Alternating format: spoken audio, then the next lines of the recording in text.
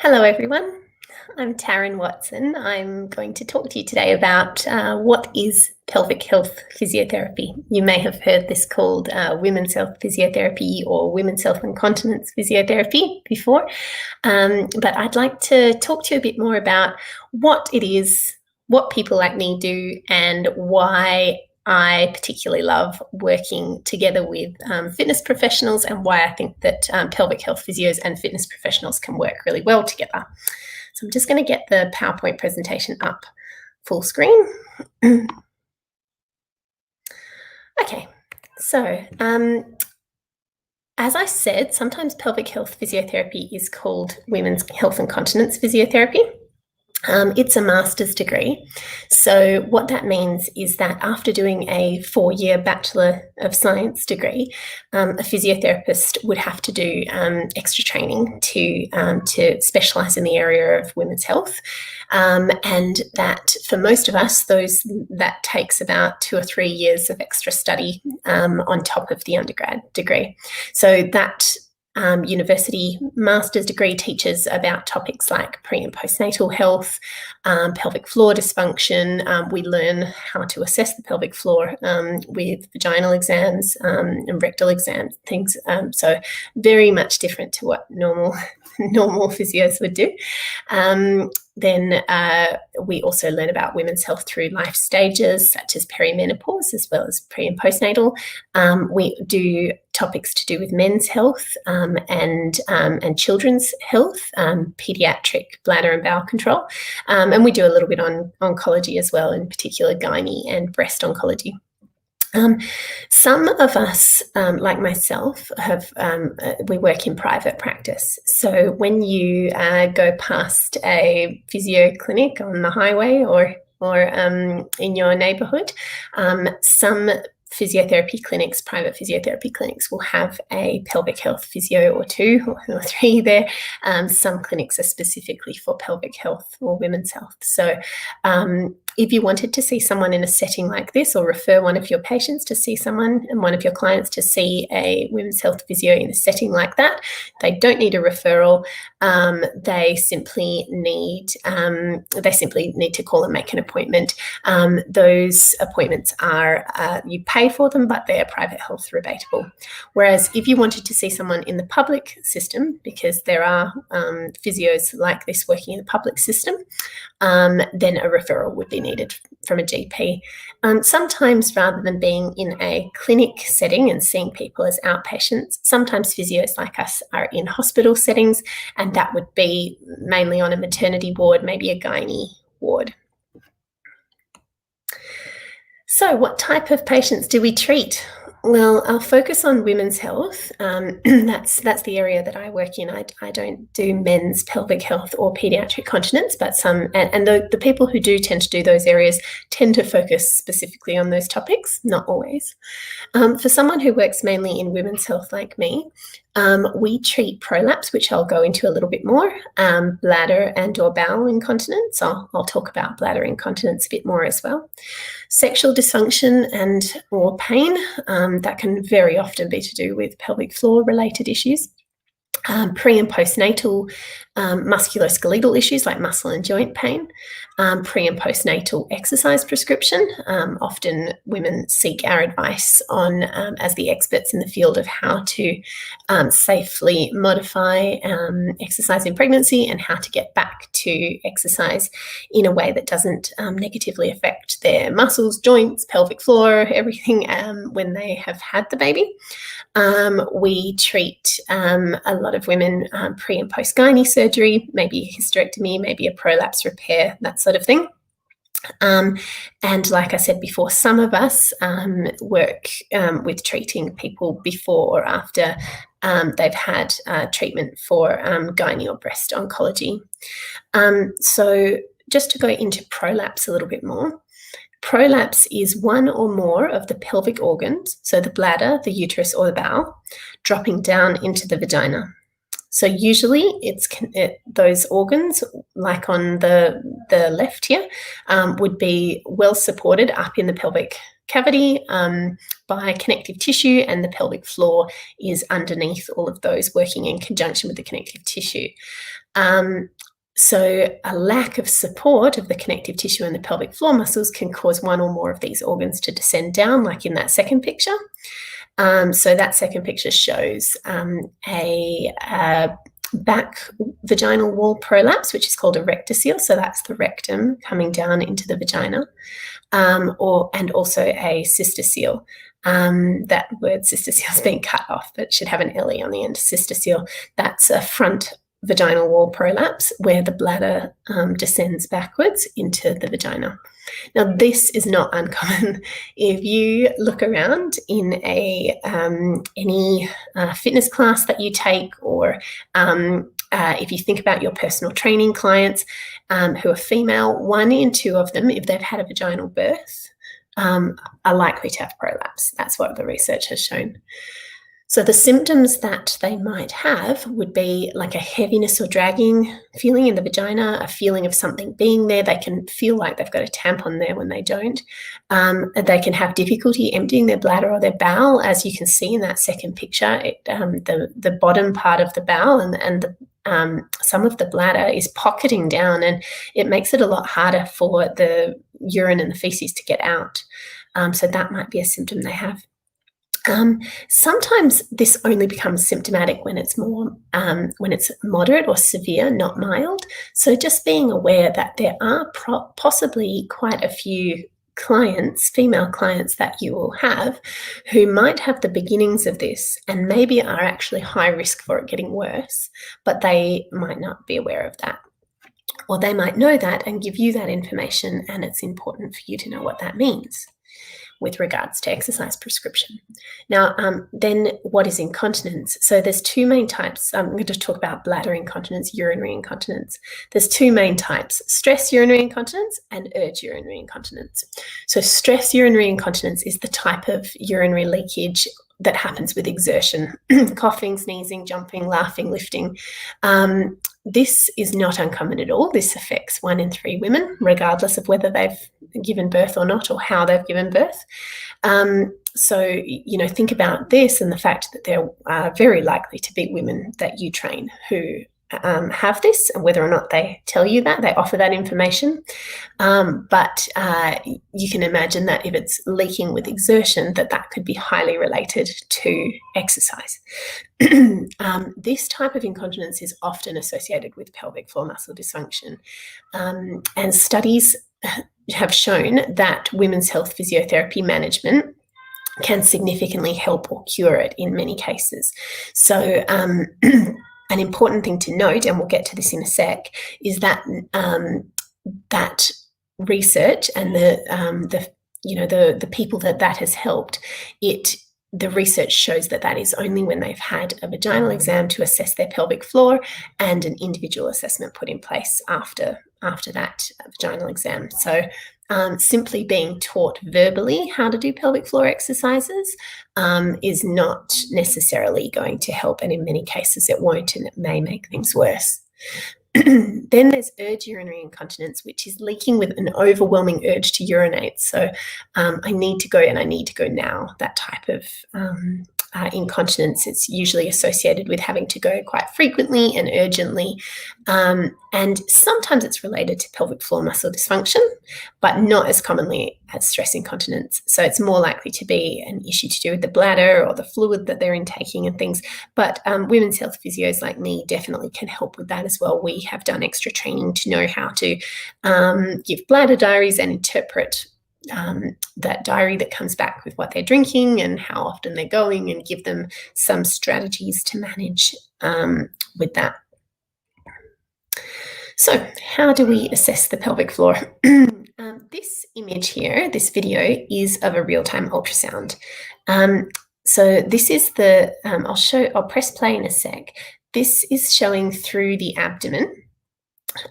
If you've got fluid in your bladder, it shows as a black sort of square shape like that. And what happens at the base of that, the movement that happens up and down at the base of that, is to do with either pressure and going down and causing it to go down, or the pelvic floor causing it to lift up, which obviously is what we want.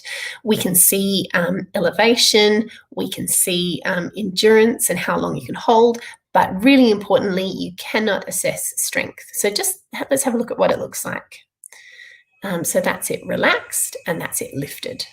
Relaxed, lifted, and relaxed again. Okay. So just see how that would be such a great visual cue and learning tool for somebody who doesn't quite know how to do their pelvic floor. It's a really good screening tool to use to see whether somebody is actually bearing down and causing that bladder base to go down, in which case we don't want them doing exercises that cause that. Regularly, we want them to be doing their pelvic floor exercises with it going the other way. Now, the other way to assess the pelvic floor, and only people who've done their masters in, only physios who've done their masters in women's health or extra training similar to that can do this, is an internal vaginal exam. It's a digital examination done with the physiotherapist's fingers internally, and it's a way to test strength. So we can test the squeeze pressure, we can test whether there's prolapse, we can test whether there's pain and what the tone is like, we can test whether there's an injury from a vaginal birth, we can test so much more on a vaginal exam than we can on real-time ultrasound. But real-time ultrasound definitely has its place. So how is exercise and fitness linked to our pelvic health physiotherapy clients? So studies show that high impact exercise is a risk factor for incontinence and prolapse in women. It's undeniable. There's heaps of research. The ground reaction forces involved in high impact put a lot more pressure on the support system in the pelvis. Women, unfortunately, just innately have a support system in the pelvis that is more likely to have urinary leakage, a wider opening, and less support around the urethra. So then add in high impact exercise, and often there are it unmasks little problems that become bigger problems.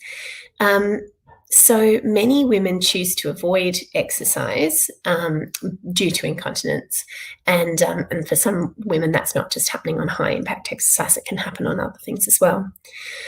So does that mean that women shouldn't do high impact exercise? No, obviously we want to keep women exercising, and high impact exercise in particular for a lot of women has a lot of extra benefits, but we just need to make sure that the pelvic floor is up to it. So regular exercise, and I know by saying this I'm preaching to the converted with a whole lot of training fitness professionals. Regular exercise is essential for so many reasons: maintaining a normal BMI, reducing the risk of a multitude of chronic health conditions, and keeping in mind that high BMI is also one of the biggest risk factors for incontinence and prolapse. So we don't want to create a vicious cycle where women trying to do the right thing to lose weight and exercise, add exercise into their weekly routine, but that causes them to leak. So then they further avoid exercise, they put on more weight, and then their incontinence inevitably gets worse. So we need to break that cycle and get women exercising in a way that does not cause them to leak, but is effective with weight loss and other health benefits, and concurrently hopefully working on their pelvic floor as well, and solve the problem rather than getting them into that cycle. So also women are encouraged to continue to exercise throughout their pregnancies. There's a whole heap of good research that's beneficial, and that's in international guidelines for exercise in pregnancy. It's highly recommended for all pregnant women to continue to exercise or start exercising within the guidelines.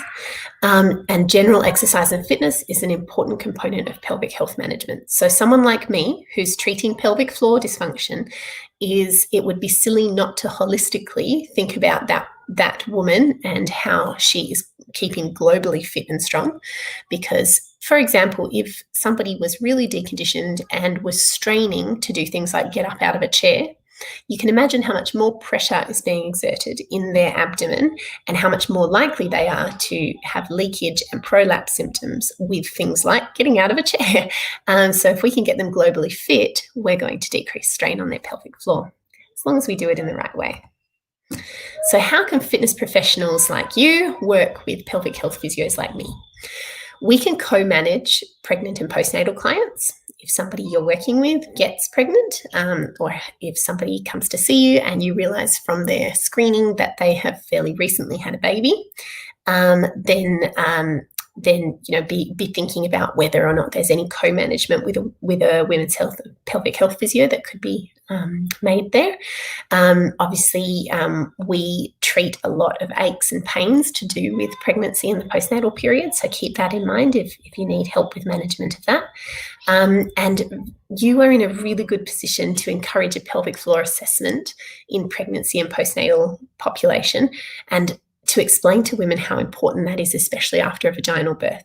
Cesarean birth as well, the pregnancy is a risk factor in itself, but vaginal birth, there's often injuries that occur that it's very common, and they're often silent until they get worse over time. And the load and of exercise and your choice of exercise prescription for those women, it's so empowering to know where they sit on a risk profile with regards to their pelvic floor and prolapse and things, rather than guesswork and just hoping that you're not caught adding to the risk of them developing prolapse or incontinence. So also we can work together to co-manage those with pelvic floor dysfunction and keep them exercising. So say that you're screening all your clients, which I imagine you are in some capacity, but imagine if you could screen them in, especially female clients, adding in some pelvic floor screening questions. And I'll show you some links in a sec that that you might find helpful with regards to this. So if somebody did say in a screening assessment, either verbally to you or you see it, that they've ticked a box or written it, that they do suffer with leakage with exertion, or they have been diagnosed with a prolapse, or they have symptoms that sound like it might be a prolapse, then you're in a really good position to explain to them what women's health physiotherapists do, and how having an assessment and managing their pelvic floor and pelvic health concurrently could really help them to progress through other forms of exercise that you're working with them on.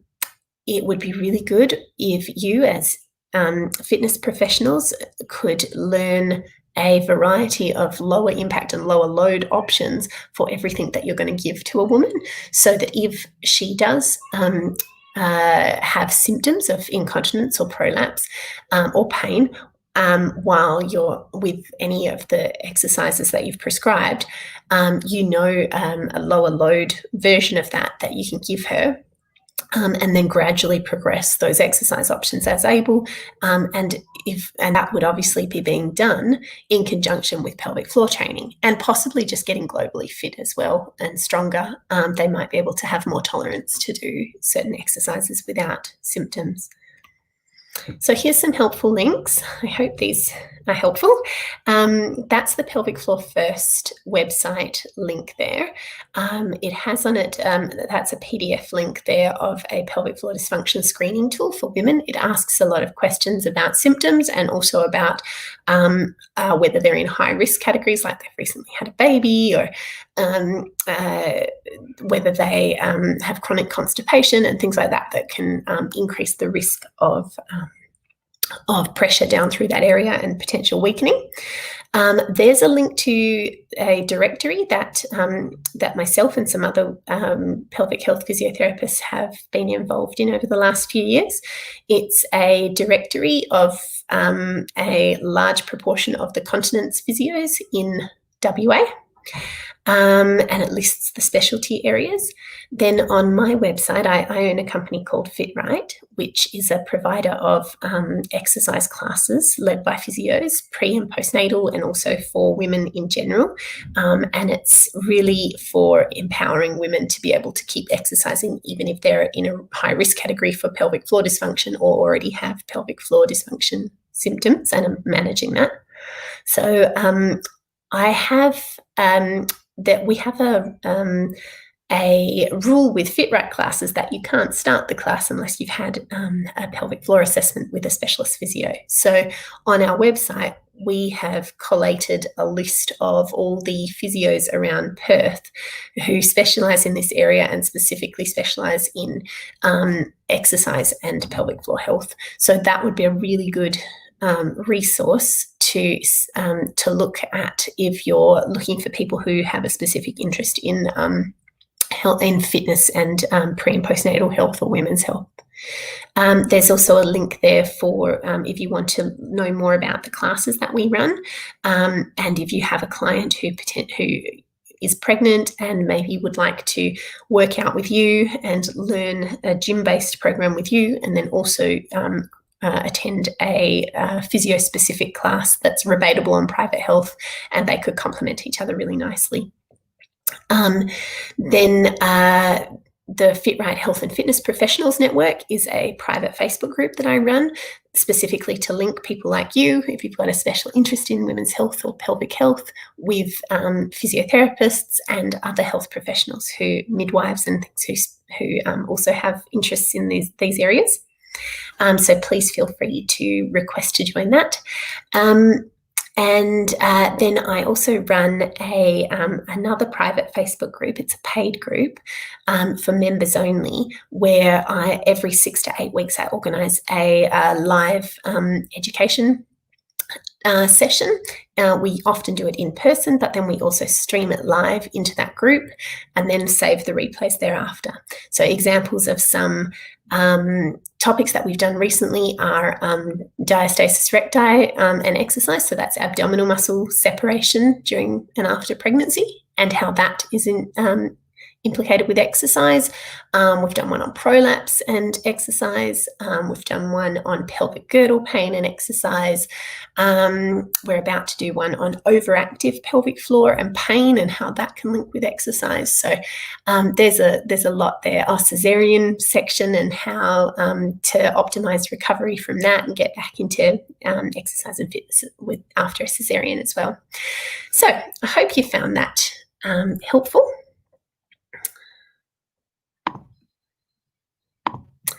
And I will share my email, and you've got all the FitRight links. If there's anything that I can help you with or any questions I can answer about women's health or pelvic health physiotherapy, I would love to be involved. Thank you for listening.